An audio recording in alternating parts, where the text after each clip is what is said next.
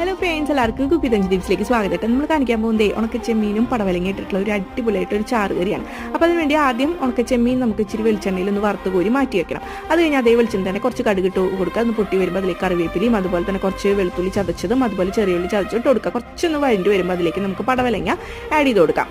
വേവിക്കാത്തതാണ് കേട്ടോ. അത് കഴിഞ്ഞാൽ ആവശ്യത്തിന് ഉപ്പും വെള്ളം കൂടി ചേർത്ത് നന്നായിട്ടൊന്ന് വേവിച്ചെടുക്കാം. ഇനി നമുക്ക് അരപ്പ് റെഡിയാക്കി എടുക്കണം. അതിനുവേണ്ടി തേങ്ങ ചെരുകിയത് വറുത്ത നമ്മുടെ ഉണക്കച്ചെമ്മീനും അതുപോലെ തന്നെ നമുക്ക് കുറച്ച് മഞ്ഞപ്പൊടിയും അതുപോലെ തന്നെ ആവശ്യത്തിന് മുളക് പൊടിയും കുറച്ച് മല്ലിപ്പൊടിയും കൂടി ചേർത്ത് വെള്ളം ഒഴിച്ച് നന്നായിട്ടൊന്ന് അരച്ച് മാറ്റി വെക്കണം കേട്ടോ.